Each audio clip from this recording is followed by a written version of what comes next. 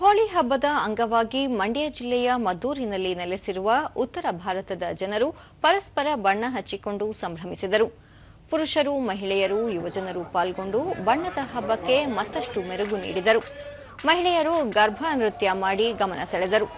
ಪುರುಷರು 1 ವರ್ಷ ತುಂಬಿದ ಮಕ್ಕಳಿಗೆ ಸಂಪ್ರದಾಯಬದ್ಧವಾಗಿ ಕೋಲು ಬಡಿಯುವುದರ ಮೂಲಕ ವಿಶೇಷ ರೀತಿಯಲ್ಲಿ ಶುಭ ಹಾರೈಸಿದರು.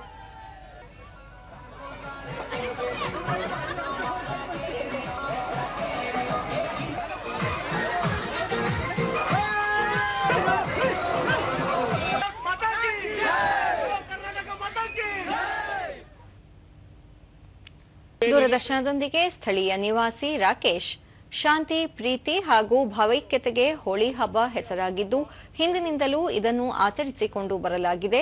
ಈ ದಿನ ತಮ್ಮ ವಹಿವಾಟು ಬಂದ್ ಮಾಡಿ ಎಲ್ಲರೂ ಒಗ್ಗಟ್ಟಾಗಿ ಹಬ್ಬ ಆಚರಿಸುವ ಮೂಲಕ ಸಂಭ್ರಮಿಸುವುದಾಗಿ ತಿಳಿಸಿದರು. ಅಂಗಡಿ ಕ್ಲೋಸ್ ಮಾಡ್ಕೊಂಡು ಹೊಂದಾಣಿಕೆ ಮಾಡ್ಕೊಂಡು ಪ್ರೀತಿಯಿಂದ ವಿಶ್ವಾಸದಿಂದ ಈ ಹಬ್ಬವನ್ನು ನಾವು ಆಚರಿಸ್ತೀವಿ. ಇಡೀ ಮದ್ದೂರು ಪೇಟೆ ಬೀದಿ, ಮದ್ದೂರು ತಾಲೂಕು ಮತ್ತೆ ಅಕ್ಕಪಕ್ಕ ಇರೋ ಹಳ್ಳಿಗಳೆಲ್ಲ ಇಲ್ಲಿ ಬಂದು ಆಚರಿಸ್ತೀವಿ ನಾವು ಹಬ್ಬನ. ಭೂಮಿಕಾ, ರಾಜಸ್ಥಾನದ ಸಂಪ್ರದಾಯದಂತೆ ಹಿರಿಯರ ಮಾರ್ಗದರ್ಶನದಂತೆ ಹೋಳಿ ಆಚರಣೆ ಮಾಡುತ್ತಿದ್ದು ಈ ಹಬ್ಬ ನಮ್ಮೆಲ್ಲರಿಗೂ ಅತ್ಯಂತ ಖುಷಿ ನೀಡಿದೆ ಎಂದರು. ರಾಜಸ್ಥಾನದಿಂದ ಎಲ್ಲ ಕಡೆ ಆಟಾಡ್ತೀವಿ. ಇದು ತುಂಬಾ ವರ್ಷಗಳಿಂದ ಪ್ರೀತಿಯಿಂದ ಸ್ನೇಹದಿಂದ ಎಲ್ಲರೂ ಆಟಾಡ್ತೀವಿ.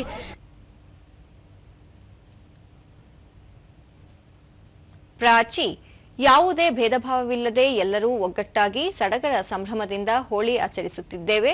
ಪರಸ್ಪರ ಶುಭಾಶಯ ವಿನಿಮಯ ಮಾಡಿಕೊಳ್ಳುತ್ತಿದ್ದೇವೆ ಎಂದು ತಿಳಿಸಿದರು. ರಾಜಸ್ಥಾನ ಸಮಾಜದಿಂದ ಮಾಡಿದ್ದಾರೆ.